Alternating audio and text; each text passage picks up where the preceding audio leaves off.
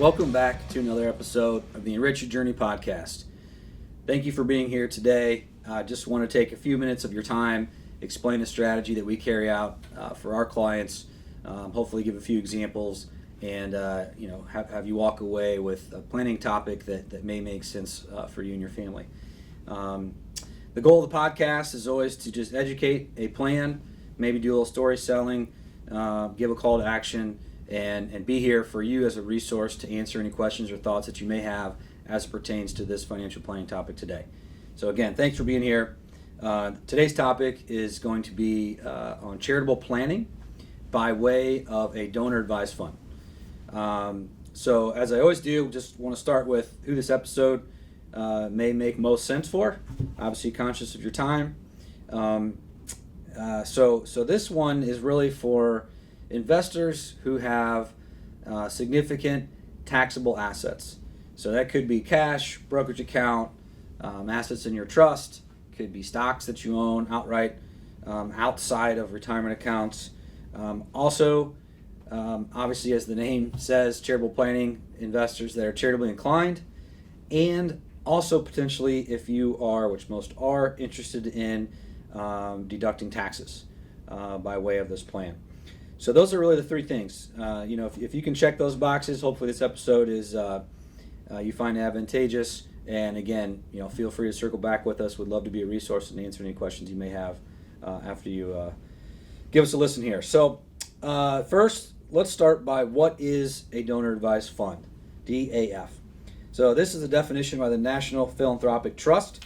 A donor advised fund, or a DAF, is a giving account established at a public charity. It allows donors to make a charitable contribution, receive an immediate tax deduction, and then recommend grants in the future from the fund over time. Donors can contribute to the fund as frequently as they like, and then recommend grants to their favorite charitable organizations whenever it makes sense for them. These types of accounts do grow tax deferred. So, any stock market growth, bond market growth, interest, yield, anything that's going to grow in the account, you as the investor and donor into the donor advised fund are not responsible for paying taxes on that growth. And notably, according again to the National Philanthropic Trust, there's over 1.5 million of these as of 2022 donor advised funds in the U.S. So obviously, again, folks that are charitably inclined, maybe you're looking strategically to reduce your taxes in a specific tax year, since these run on calendar years, and then again, obviously you have to be charitably inclined. Donor advised funds are available at all your major custodians. We work a lot with Charles Schwab, Fidelity. Just Googling donor advised fund, you can see a lot of the major custodians in the country that will custody these assets. This is not an abnormal type of an account. Again, Schwab and Fidelity are great resources. They have a ton of really good information online about these types of accounts, as well as their fees, holding them, the investment options, and then tying in a financial advisor like ourselves to help manage those accounts going forward. So let's start with what can you contribute. I mentioned taxable assets earlier. So it's a laundry list of items. It's cash equivalents, even credit card gifts, publicly traded securities, so that's your stocks, exchange traded funds, ETFs, mutual funds, closely held business interest, private equity funds, hedge funds, cryptocurrency, real estate, fine art and collectibles, life insurance policies, gifts from trust, distributions from a retirement account, so after it's left the retirement account. So, obviously these are designed to make it pretty flexible for you as the potential contributor, because again of the tax advantages and obviously the IRS promoting charitable donations. One of the most common contributions that we are involved with and we help manage and administer on behalf of our clients is gifting low basis or low cost stock. So a lot of times you have a client that may have ABC Company in their trust account. They've owned ABC Company for 30 years, 20 years, 10 years, whatever the case may be. They bought it for $100,000. It's now worth $400,000. They have $300,000 of unrealized gain in that account, but $400,000 worth of value that they could contribute to this donor advised fund. So typically, when we start talking about or introduce this charitable plan idea to a client or prospect that has mentioned to us charitable planning is a goal of theirs. One of the first things we'll do as advisors is look for any low basis stock, just knowing that we could forego a significant tax on the unrealized gain and get the full power of the value of that stock today. This all assumes, by the way, that anything you gift to a donor advised fund, I just want to make this disclaimer, obviously needs to be well planned, right? So you're working with an advisor, you're working with a CPA, you understand if you're going to gift X of this stock to a donor advised fund, which is an irrevocable transfer, that you know already conservatively that value is not going to negatively impact your financial outcome, your future, your retirement projections. So really important that this is, by the time we're making this contribution, this is already after we have a completed retirement plan. Our clients understand their financial plan, and essentially this gift again isn't going to negatively impact their future down the road in terms of their investable net worth. Really important there. So let's talk about the deduction. Once the contribution is complete, now what? When you contribute to a donor advised fund, you may be eligible to claim an itemized tax deduction for federal and or state income tax purposes. Again, that's where working with a CPA prior to making this contribution is really important to understand, making sure that you are eligible, you are already itemizing your deductions. If you're taking the standard deduction, even with this contribution, you still would take standard and not get over the itemized threshold. It may not make sense for you and your financial plan. So make sure you're itemizing and you understand, if the tax deduction is an important part of this transaction, just obviously understand what that is prior to making the contribution. Because donor advised funds are public charities, your donation is considered a tax deductible charitable contribution. The amount of the deduction will depend on several factors, including the type of asset, how long you've owned it.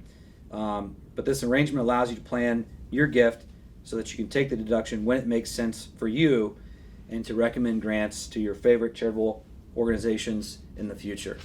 So that's really important because the part about when it makes sense to you, what makes the timing of these donor advised funds nice or favorable for clients and investors in general is that I mentioned earlier, because it's done on a calendar basis, if you understand what your tax liability is late in the year, so you've done tax projections, you potentially have a liability, and it's November or December timeframe, you have the ability to make a donor advised fund contribution by December 31st of that same year and offset potentially some or all of that liability in that same year.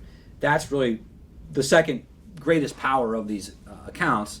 Obviously, number one is we're supporting charities, but number two is you can get very strategic with the tax benefits of these specific type of accounts because understanding your tax liability and offsetting that with a contribution to these accounts. So super, super helpful.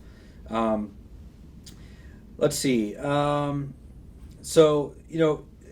Again, not overly complicated other than understanding the taxes, but just know, at the very beginning, as I said, if you're charitably inclined, you have significant assets that are taxable that you potentially don't need, or you already have quantified with an advisor that you don't need, and you need or are interested in a tax deduction, which so far I've never met anybody that is not interested in lowering their taxes. A donor advised fund may make a lot of sense for you. I would encourage you to check out Schwab or Fidelity's resources for donor advised fund, or better yet, contact me. I've got a ton of information on this. We have been administering and managing donor advised funds for over a decade now, so we've been through this process many, many times with a lot of clients. A disclaimer here, I've said it a lot, because this is a tax consequence, it is an irrevocable transfer. So, once you put $100,000 or $500,000 into a donor advised fund, that's an irrevocable transfer. It's not coming back into your state. It is out of your state. That's why you're getting the tax benefit. So the disclaimer is, because it's a one-way transfer, just make sure that you have gotten the information you need from all the professionals on your team, a financial advisor, your CPA, anyone else that's helping guide you with a taxable event that affects your financial plan. Super, super important that you understand the consequences of doing so prior to that transfer. So that'd be the disclaimer.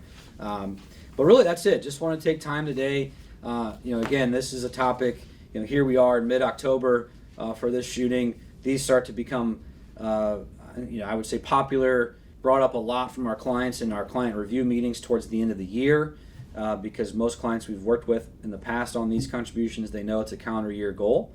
So, most of our meetings, October, November, December, we'll be talking about donor advised funds, if it makes sense to contribute more, or even on the backside of that, if clients are still maintaining an asset value in those accounts, who and when do they want to make that grant out of that donor advised fund to the charities of their choice. So just a great planning opportunity, a lot of benefits as I stated, and please reach out to my team and I if you have any questions about donor advised funds. We'd love to walk you through it, see if you're a good candidate, answer any questions you may have, and just really appreciate your time today on this podcast. We'll see you at the next one. Thank you so much. Take care.